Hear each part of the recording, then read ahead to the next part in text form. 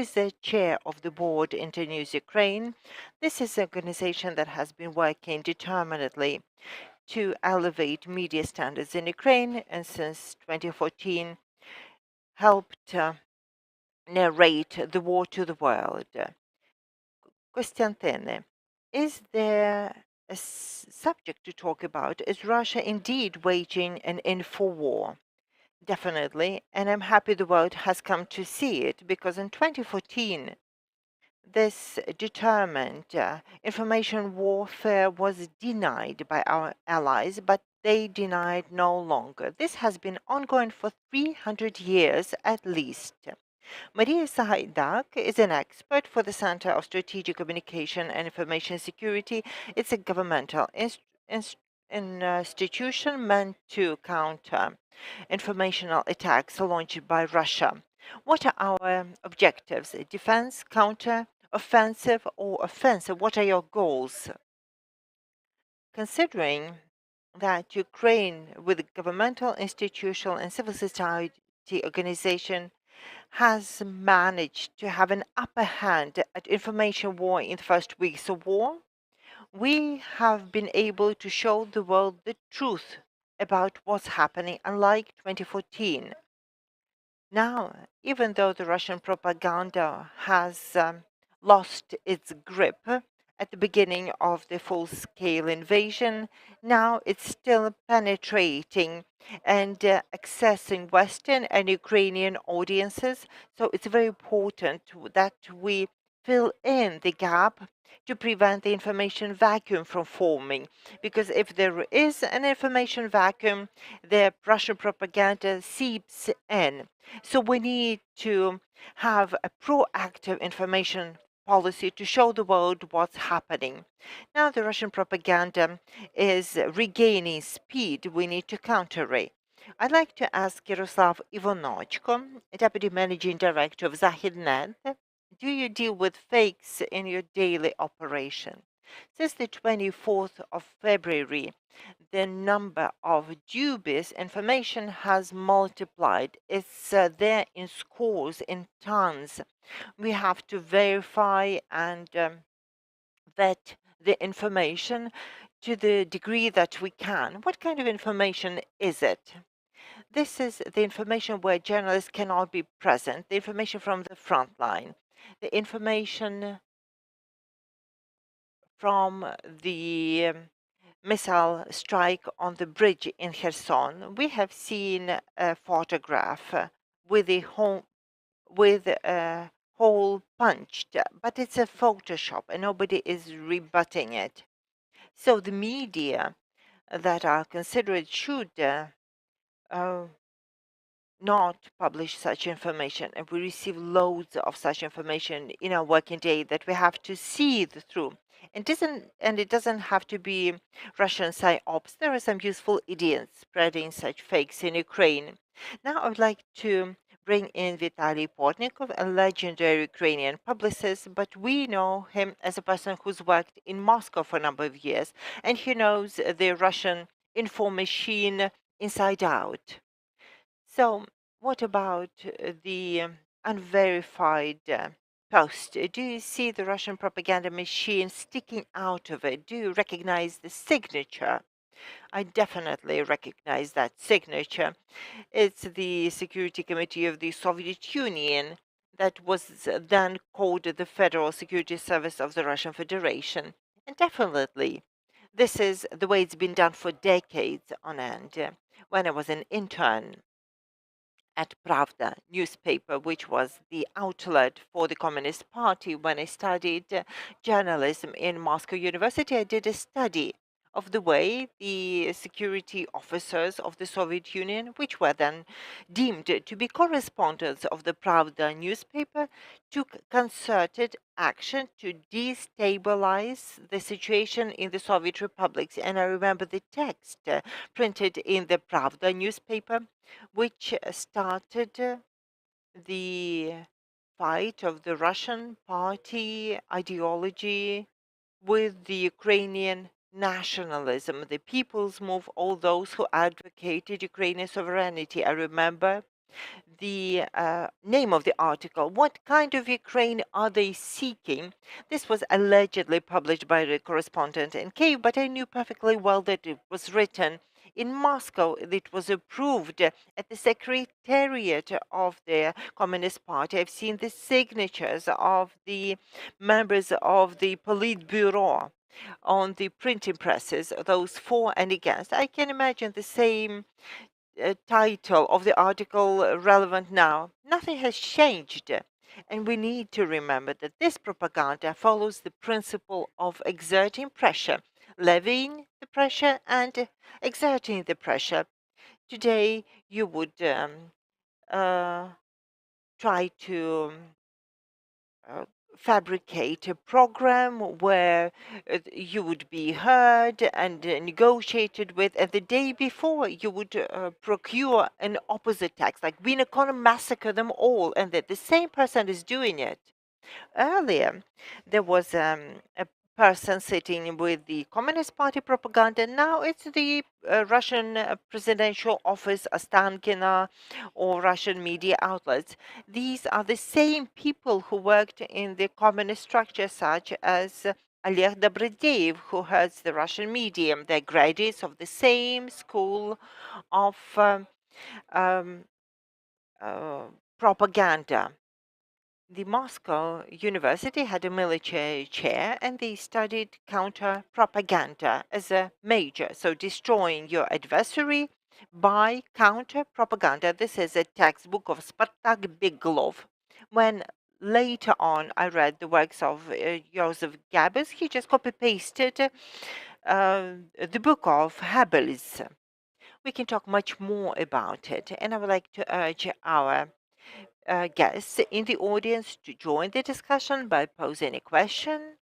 But now, let us define our subject.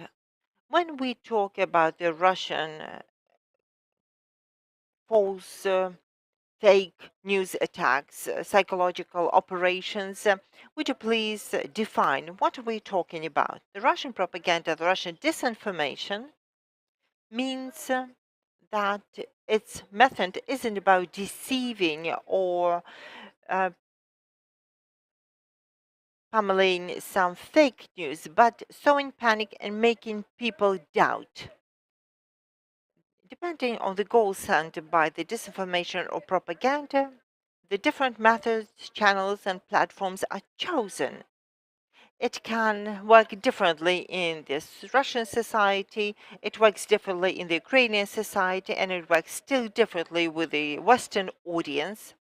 So when we see that often Russia, uh, Russian propaganda spreads fakes and lies in Russia, in Russian propaganda in the West is usually resorting to the method. It's not so unambiguous now that the Western world is skeptical of Russian lies. The Russian propaganda channels are shut down, but they still have a lot of outlets and platforms to pitch their lies and disinformation. For instance, we're seeing some information that the Russians are buying two artillery systems on the black market from the Western arms supplied to Ukraine. This information is then published in the Western media and appears on some Ukrainian resources. Is this a typical pattern? Let me ask Kostiantyn Kvurt. Is this a typical pattern? It's quite a typical pattern. It's important to publish the information. You don't have to name your sources. You don't have to publish it in some renowned media. And the renowned media will refer to the less famous media, some unnamed sources. People couldn't disclose their sources, couldn't give their names. But this works. The most important thing, it works effectively. And when some topics are chosen that are believable, if there was a narrative built about corruption in Ukraine, definitely, there are many patterns. One such pattern that is all bad, and Ukraine is such a corrupt country, allegedly, and you can't help Ukraine because it's a lost cause. This is a stable narrative pummeled by Russia. This is definitely not correct. Let me say for the record, and Ukraine has debunked this myth, and the Western partners shouldn't be doubting us. But what role do Ukrainian media to play? We mentioned useful idiots. So are the Ukrainian media coping with the challenge? Are they up to the challenge? Do we swallow the hook and end up being useful idiots all too often or not? I would say that it happens quite often. To talk about the Ukrainian media overall, I'd rather talk about my media, which I represent, but the Ukrainian media do happen to fall for the lies. If we see some information which is dubious or not credible, we choose not to publish it in the Zahid media, Zahidnet, or we try investigating it and debunking it. So we will present the Russian fakes as a separate text. These are the lies pitched by Russia, and this is how we can disprove them. Once again, but if the information is not credible, I'd rather not publish it, even at the risk of losing some readers or followers. The news editors needs to think hard and know that something is amiss, that something smells fishy, that it doesn't seem to be right. And if we cannot be assured it is credible, we won't publish it until we investigate. Any more ideas about the Ukrainian journalism? I would just want to add that, especially once the Medvedchuk channels have been switched off and the Russian disinformation has fewer outlets to access the Ukrainian public, it changed its tactics, it switched platforms. We're seeing a major threat emanating from the social media, where the information spreads like wildfire with the speed of light, and it's very difficult to follow, trace, and it infiltrates the media space easily, as people now at times of war are looking out for information, are looking to find answers to their questions, and are happy to take in the short posts in the media and then the long reads in the media.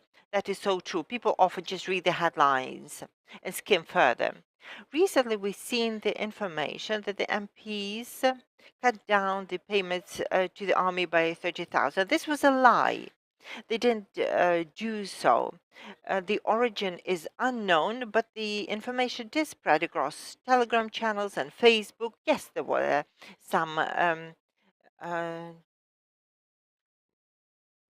some debunked posts afterwards, but already did some harm. The problem is that since the independence annunciation of Ukraine, we haven't competed with Russia on the information battlefield. After the declaration of Ukrainian independence and the independence of other republics, Kazakhstan would just invite the leading Russian media representatives for trips in his country and abroad, talk to him, and they publish some articles, sympathize with Nazarbayev, because not all the presidents take journalists aboard his presidential plane. This is a good thing if there are 50% of ethnic Russians in Ukraine, country, who may be skeptical of your independence. This was his take of it. Uzbekistan President Karyev, and I'm not sending praise to them, they are autocrats, showed me a lengthy list of Russian journalists that he had bribed. There were a list of journalists, Russian journalists bribed, and he paid them monthly to send praise to Uzbekistan. Unlike Ukraine, which was that I would come in and take interviews of the leading Ukrainian politicians for the Russian media. I took the interview of Leonid Kravchuk, the Prime Minister Leonid Kuchma, the first interview with Vitaly Portnikov, Prime Minister, first interview with Viktor Yushchenko, and I'm not proud to say it just means that Russian interviewers never came. I did it because I wasn't a Russian journalist, but I was a Ukrainian journalist who could publish it in the Russian media. So we didn't have a strategy with the Russian media. I'd like to challenge you then.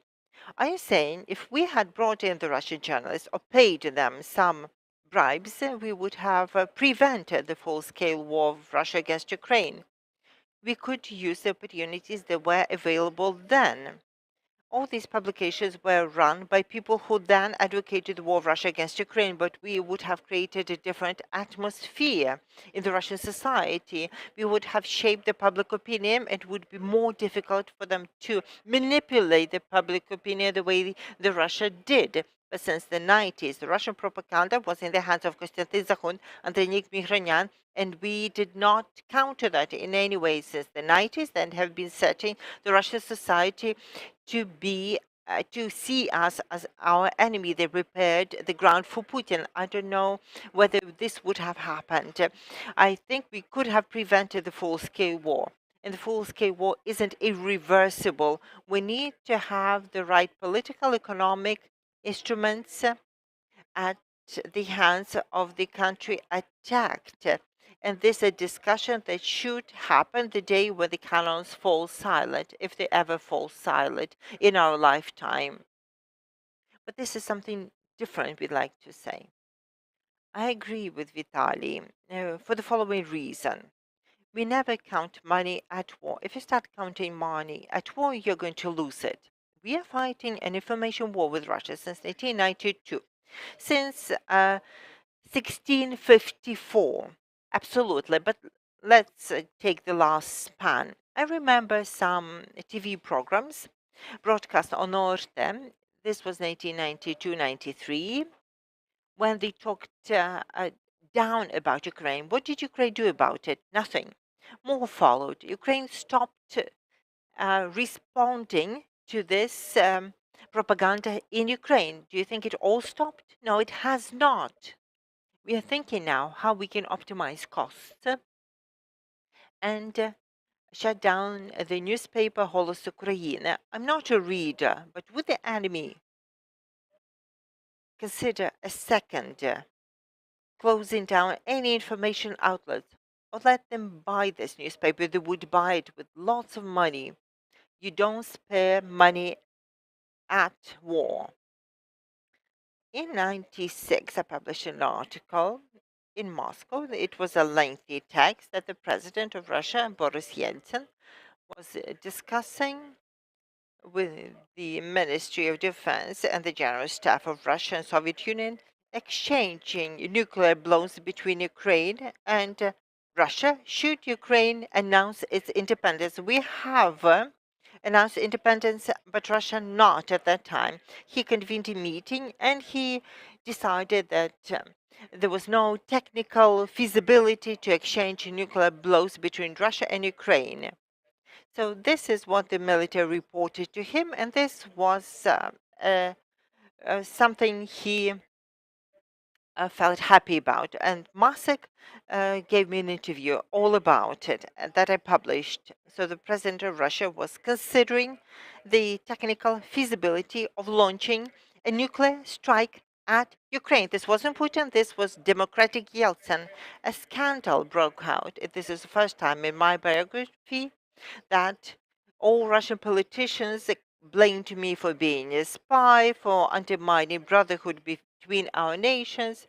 But it turned out that they can be beaten back at their territory with true information if you are prepared to publish.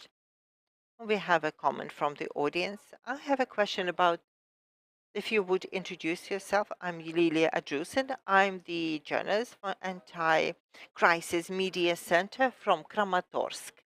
If we go back to more recent developments and Mariupol, we see an informational vacuum about the city on the Ukrainian side. What could that entail? Are we losing the people? Is there anything this can lead to?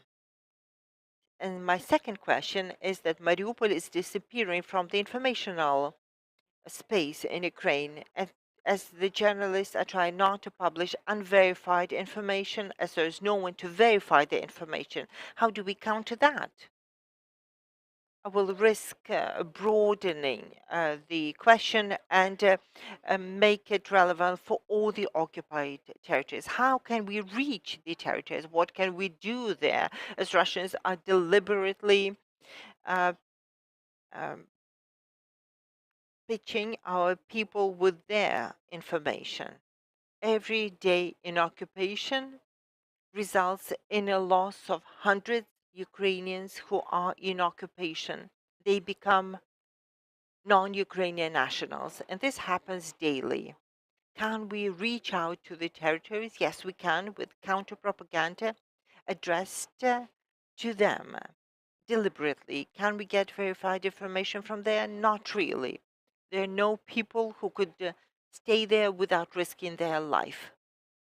But people living there day by day, hour by hour, find themselves receiving information from the proxy republics and Russia. They're brainwashed forcibly. Mariupol was attacked and seized by the people's militia of the proxy republic. Kherson was seized by the residents of Crimea. They are holding the territories now. These are the consequences of occupation. Shall we ask Mariia? Does the Ukrainian government have a priority and doesn't have any real instruments to deal with the occupied territories? It is definitely a priority, is a major challenge we are facing.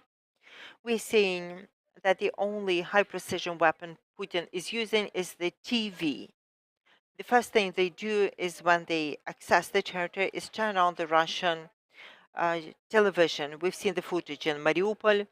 When bread and foodstuffs were handed out, a TV screen was installed and Russian propaganda was broadcast. So this is a major challenge for us. And unfortunately, we don't have any real instruments to monitor the informational space there, as once again, the Telegram channels are the leaders in spreading disinformation. We're trying to trace information that is being spread there, to monitor, to disprove it, and keep reminding the world that the occupied territories are Ukrainian territories. There are guerrilla resistance movement. There are people prepared to die and fight for Ukraine. We have to give them informational support and spread their story and show that we are prepared to support the people who are fighting to return the territories to Ukraine. Vitaly, I'm absolutely certain of two things. Firstly, that the people in occupation um, will need to be addressed and targeted deliberately. As for Border Vinna Europa, Free Europe created the project Krem Reality, Donbass Reality, addressed to the people in occupation, showing a clear signal that we need to reach out to the people by giving them honest journalists. Our Crimea and Donetsk projects have journalists on the ground. They're being apprehended, thrown behind bars, but they are still persevering. I'm a person who is raising attention to Yosipenko, a Crimean journalist who is now detained illegally, and there are many people like him. My second point: no honest information, no resistance can win a regular army. If the Russian Federation controls a Ukrainian region through with a regular army, this is a response to all the questions since 2014 and 2022. The Ukrainians have never lived in an authoritarian country. So often we blame the Belarusians, which is an occupied country where thousands of people are in detention, thousands are detained. When they took to the streets in millions, their protests were crushed. We are now criticizing them why they are not protesting war. This is because they live in occupation. During Maidan, we had the same in 2014. We had one kind of Maidan here and in Kiev, but a different one in Donetsk and Simferopol. And people could not oppose the local government which was there in place, and couldn't oppose the social moods which were prevalent at the time. And we have to know it, and we have to recognize it and have no illusion. If we don't liberate our territories militarily, the people who will live there will stay hostages of the Russian until Russia keeps control. They will become Russian nationals. The young people will go to Russian universities, and the same will happen. That has happened in all the countries that has lost its territories for the benefit of the occupier. It is an irreversible path, and there is no alternative. It's very important that we liberate the territories. This is so important that people living in the south and east would not be hostages of the Russians, not a day or month or a decade. On Hahuzai, Project Ukrainian Voices, I'd like to return to the discussion about the Ukrainian media community. And indeed, in the first months, we did have an upper hand in information warfare. But to be honest, we had it because in Ukraine, there was a great number of foreign journalists present. They were ubiquitous, they were in the front line, they were covering events, so we had the advantage. The question is Ukrainian media community prepared to fill in this information vacuum with quality information? Is it motivated to self-regulate, to provide quality content, and not to breach the ethical principle? Because often when we cover some materials, we can infringe the codes of ethics. Let's start with Yaroslav Ivanochko. The foreign journalists are still present in Ukraine, perhaps in smaller numbers, but they're still present, and it's very good to have them. Secondly, is Ukrainian media community prepared? Yes, we are. I won't say for certain whether our side has the capacity to cover from the hotspots. It's rather no than yes. It's due to a number of reasons. Many of them are financial. Thirdly, the information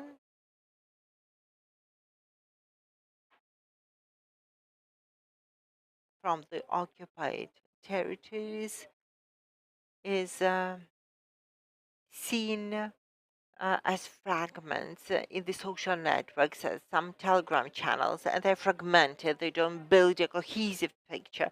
We don't have any um, official sources of information about the occupied territories. So we don't have enough information about it. So give coverage, you have to be present there. You have to have a presence there. Can everyone have a presence? That's unlikely. Perhaps the biggest outlets can have a presence that have the resources to be able to afford it. But let's exacerbate it, the dilemma before the Ukrainian professional journalists. We've discussed the Photoshop footage of the Antoniv bridge in Kherson with a link missing. So a serial editorial office has to make a decision. They know that this is a picture that many resources would like to carry, and they will spread it across Telegram and Facebook. This is what people want to see. But this is not journalism. And the professional journalism poses a dilemma. And there are many explanations to the footage. Some conspiracy experts would say that Russians fabricated it to set false expectations in Ukraine and put informational pressure on the Ukrainian army and on President Zelensky. But the choice before the professional journalist is grave when you're competing with Telegram channels that don't have to vet their sources, and you're competing for speed. And this is a very difficult race to keep up. And the media space is going to shrink, and the good quality, expensive journalists would not be available for other media. What do we do about it? You have a point there. Let's break it down. Ukrinform, the official site of the Cabinet of Ministers, spread the footage, which was then disproved. The online journalists, the internet journalists, can never compete and win over Telegram channels that just spread the data for the sake of spreading it. Many journalists have the Telegram channels and have them just for the likes. This is not something we should aim to compete with. We need to think, how do we do no harm? Secondly, any media that has been around for some time on the market has an audience that it caters for. Same is true for us. Our core readers are thinking readers. They don't expect some speedy results from us. So we won't publish a bridge with a link missing. The way we're seeing it, people access Zahidnet and they know that if it's published there, it's believable. We'll have fewer readers. We are ready to lose readers, but we are happy to have the readers that we have and we work for them. Secondly, you said there will be fewer media outlets with the progress of war, and that is true. As people are running dry on finance, only the strongest will survive. But after the war, when reconstruction starts, when investments resume, we will regrow like grass, like small businesses. Kostiantyn Kvurt, if we start from scratch. In the first month or three, the Ukrainian journalists coped well, but this was the adrenaline driven rush. It had to come to an end sooner or later. And it will all come to what Vitaly was saying, partisans against the regular army. And the army always wins because it has a regular supply of manpower, ammunition, food, etc. The same is true for Ukrainian journalists. We are now guerrilla fighters fighting against a regular Russian army. Now, let's talk about the instrument. I'd say there are a lot of projects of international assistance out there about media literacy. And I would exacerbate it even further. I would launch just one informational campaign that social media, aren't media, and Telegram is the absolute evil. I would launch these two awareness raising campaigns, but that will be vain, but it's important for the survival of our nation. Look, the government is needed to ensure the physical survival of the Ukrainian nation, to ensure the security of the Ukrainian nation, to ensure the freedom. Everything else, like free education is secondary. It's about the physical survival. So Vitaly has the floor next, and then Mariia. I like to say that journalists works according to certain laws. If we want to have foreign journalists here, we need to have active hostilities, people dying by the score, etc. We covered the war in Yugoslavia for a number of years, while active hostilities were raging there, where colleagues were very envious that I spoke Croatian and other languages, that I was in the know, I was in the field, but in the 200s, I've never visited the former Yugoslavia with no language barrier. And then I just traveled to Croatia for vacation because it stopped being part of my journalistic experience. The same is true for the war correspondents in Ukraine. Perhaps it is a good thing that there is a conflict here where we can save the lives of our servicemen, our civilians, and prepare for the liberation of the country. And it is true, the journalist has to be honest. And this is our response to all the questions. We have to be truthful and honest. The journalist cannot uh, complain of each other and try to legislate some uh, colleagues out, the way Zahidnet has complained of me and some of the colleagues. This is Soviet journalist style, and we need to counter that. Our journalists don't have to belong to a clan or be partisan. And let's not make this a debate. I'd like to give the floor to Mariia then. I would just say that journalism in Ukraine is same as the governmental institution dealing with communication uh, for the Western audience showed a great responsibility because a few messages with the fake news, like the bridge will be taken over by the Russian propaganda, and they will say, look, they're lying. It's a great responsibility that we shoulder. We are talking about war fatigue, and we mentioned it in early May. We knew if there's no active hostilities, no massive casualties, no image of the victim, the interest is going to wane. So we have the responsibility to create a cohesive narrative for the Western society through people's stories, through positive stories, and all kinds of messages. We need to know that even though the conflict is still ongoing and the interest, unfortunately, is declining, we need to fill in the informational vacuum with other stories about Ukraine, which is just as interesting, which is still most relevant and exciting and interesting for the Western world.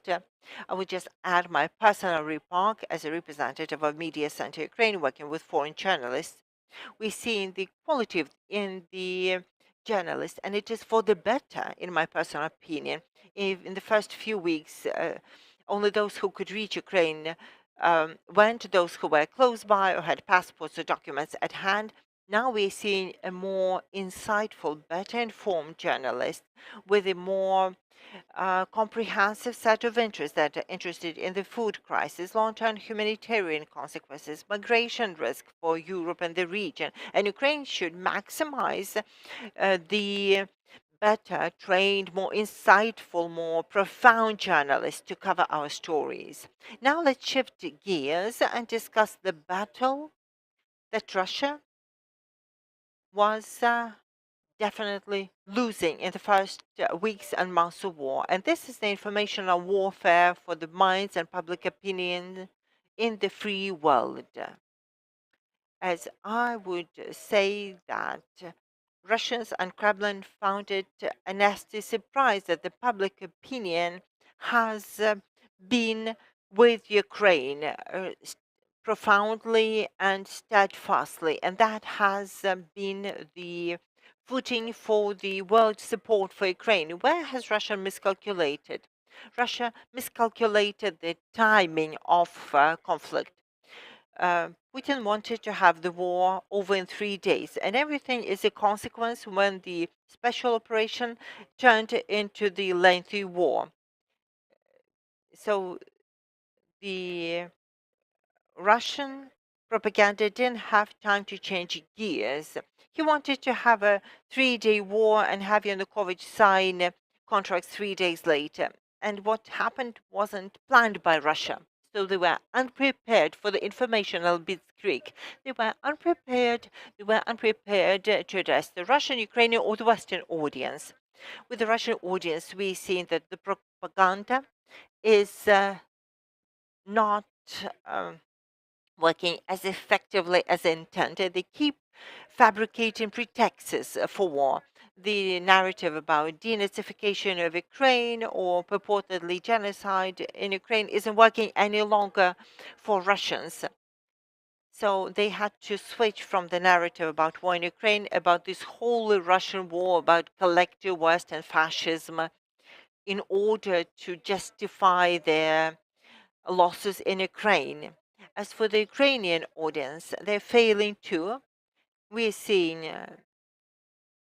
public opinion surveys showing 90% negative attitude to Russia, and Russians have failed to find any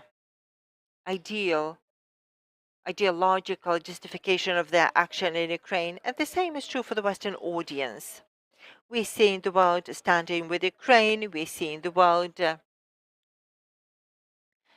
discarding Russian propagation, shutting down the Russian propaganda outlets. But we're seeing Russian propaganda failing. But they adapted well. They imposed on us a war in a field where they have the advantage, the artillery war, calling for extensive resources. The West doesn't have as many guns as Russia has. That's my first point. Secondly, they know that this is a long-term war, and they know how to play a long game. Does the West know how to play a long-term game with elections held annually in one country or another? This is another question we should consider. As for countries of Africa, Asia, and Latin America, a message is being relayed that this is a war for the rights of the oppressed and of the hungry, as the lyric of the international song sings. It is against the West. Russia is protecting the oppressed and the hungry. And see the voting in UN on sanctions against Russia, and many voted against. So it's not so unambiguous.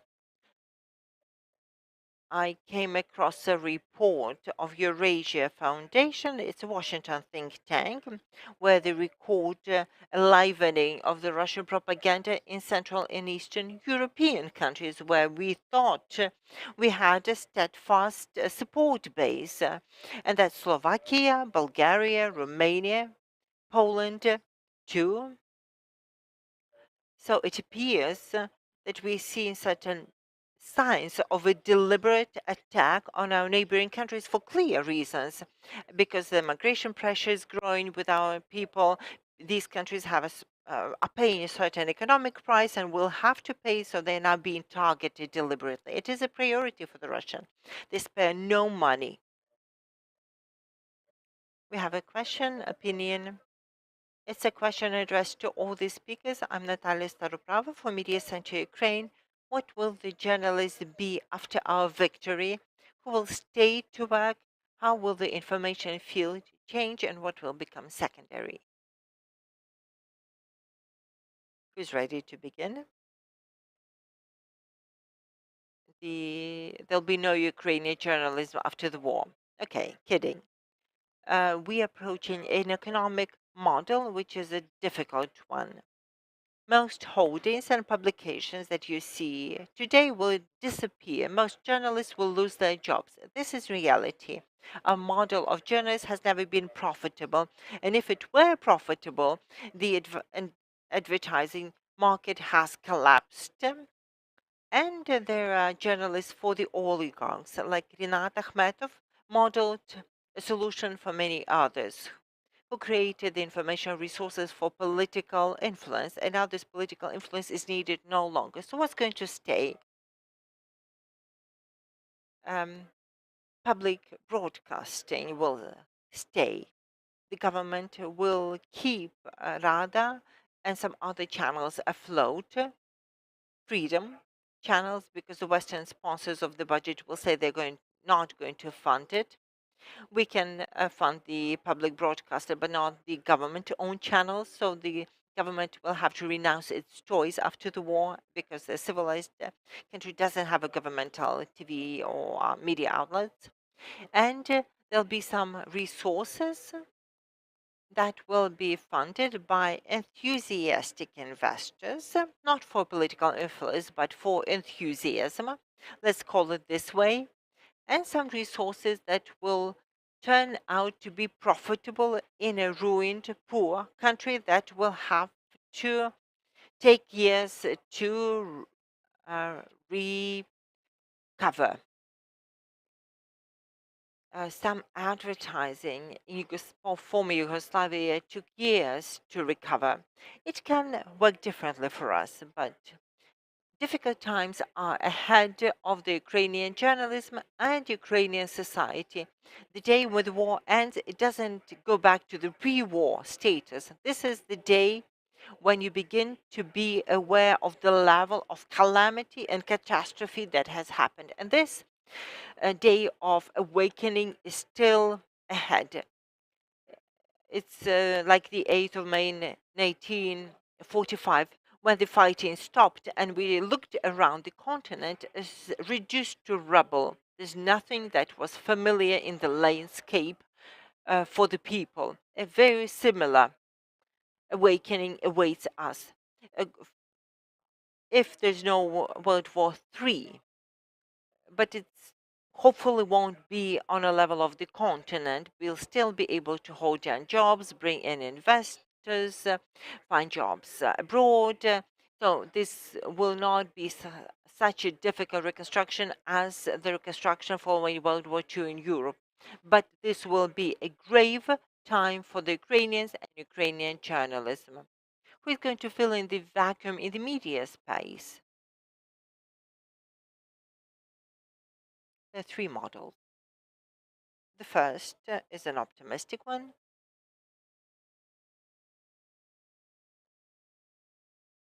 We follow the Polish model, we win the war, and we start changing the media market. We have the public broadcasters and we have the German media concerns and bloggers. This is the optimistic scenario. The second scenario is the Bosnia-Herzegovina model with 300 TV and radio companies per country with no advertising marketing, subsisting on international assistance. And the third model is a very pessimistic scenario. Third World War goes on. We live on scorched land, but we have the social networks, Telegram, as such. Any more opinions? If we consider the journalist trying to survive, it's going to be difficult. Not all are going to make it, and Vitaly depicted it well, if apocalyptically, but seemingly true. But when we win, when reconstruction starts, when the investments return and business revives, the journalists will recover too. We'll see how it recovers. Um, it's just a matter of winning. Those editing offices working with grants and international donors are still holding out. We don't know how long this is going to last, as the international donor money is running dry. And Vitaly, uh, um, I'd like to reply that we had an interview with you a week ago. And I have the last question for everyone, and perhaps it's a chance for you to say something you haven't said. From the outset, we wanted to formulate some practical recommendation for the information consumer or the journalist or the government on what to do, what not to do, like not to put pressure on the Ukrainian armed forces, let them decide for themselves how to do their job best, for them to be governed by the real situation in the front and not be uh, led by the informational field. This is a common sense recommendation. Do you have any other commonsensical recommendations for the viewers, for the journalists, for the government on how do we win the information war? Maria, let's start with you.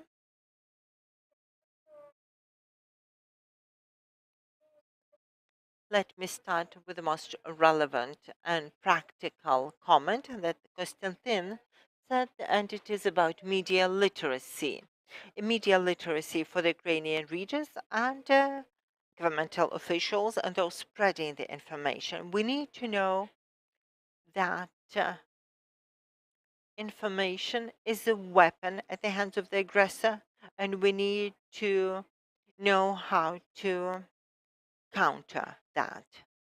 We need to keep asking ourselves, how do we counter Russian propaganda? But counteracting is reacting to something already happening, and we rush in to debunk yet another fake. Instead, we need to be cognizant of the informational space domestically in Russia, in the West, and act proactively. Have a strategy to um, relay our own narrative instead of debunking fake news and myths. And this applies to all the three audiences. Another important thing is to continue working with our partners in the West. We have mentioned the way disinformation is spread by Russia in Asia, Africa. Russia today is planning to inaugurate its bureau in South Africa, and the Russian propaganda pundits are given platforms in Europe. We've seen it on French and Italian TV when they were given air about Bucha massacre. And we need to keep repeating and saying that Russian propaganda is a weapon of war, and shutting down the Russian propaganda channels isn't enough.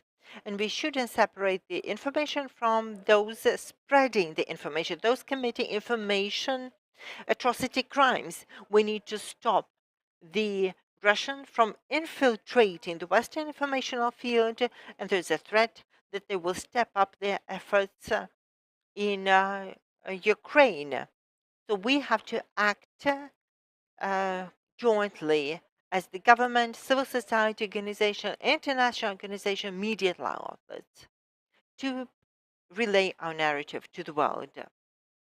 My advice is to think, be rational, check your sources, consider whether they are credible, ask yourself the question who benefits, who profits, uh, check several sources, read several websites, several outlets, not to fall prey for propaganda.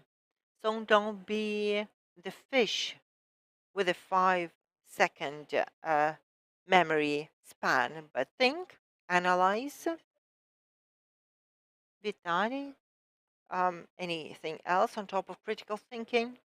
In action, I'd say responsibility and accountability. I had an interview with Petro Poroshenko and I asked him what he would like to say. He started by apologizing. And this is the right thing to do for any politicians, including Ukrainian politicians, those in office, the incumbent president and the past president, and anyone ever in government. We have to apologize before the Ukrainians for leading the country to war and not being prepared psychologically, militarily, politically, the way we could have been prepared. I believe that all of us, and I feel the burden of responsibility and I feel I have to apologize before my audience for not doing enough to prepare the country for war. I did try, but I still feel I didn't do enough. If I had done enough, I would have prevented war. If the war happened, we all have not done enough. And this is where we start to begin to take a real take on events, when all of us, starting with the national leaders down to everyday people, when we begin to be fully aware for every deed we did, for every vote we cast, for every message we relayed, for trying to earn money instead of recognizing the reality, which was the essence of existences 91 till 22, failing to understand that money may mean nothing in a context of war. Money doesn't help you in a bomb shelter if you don't know whether you will ever leave it. This is my answer. So this is the moment of recognition. We will take a very different take on life and on our country. Kostiantyn, Kvurt, 3 points. Firstly, it's more about accountability of the government, but the government won't do it unless we pressure it to. We need to make sure there is a protectionism for the Ukrainian content, that the businesses would have it profitable to support Ukrainian journalists and create Ukrainian um, pieces of art that will be content for the Ukrainian media channels. That's my first point. Secondly, prohibit Russian narratives in all outlets, just all Russian outlets. The question is, how do we monitor it? And this is a different discussion point. We need to think how we can counter them. This is not going to be a popular thing. A third point isn't popular one either, but we have to explain to the reader, to the government, and to ourselves that the social networks, social media are not media. They are something different altogether. And when we talk about these three things, we see the main contradiction of the modern world, and it is about the following. People want to see good things, pleasant things, but the challenges humanity is facing call for unpopular decisions, unpopular steps. And to do it, we need to know how to win elections. And to win elections, you have to be populist. And you have to keep telling people nice things. And I say things that are not nice. I will never win an election. But some of you might win an election and start doing the right, unpopular things in practice. I would like to thank all of you for this discussion. This was a small but a very important contribution to our victory in the information warfare, in our fight for the Ukrainian independence, freedom, and for the whole free world. I would like to thank our panelists, Mariia Sahaidak, expert for the Center of Strategic Communications and Information Security, part of Media Center Ukraine, Vitaly Portnikov, publicist, Espressa, Radio Svoboda, and many, many others. Kostiantyn Kvurt, Internews Ukraine, and Yaroslav Ivanochko, Sahaidak. Thank you all for this conversation. This was a special project of Media Center Ukraine.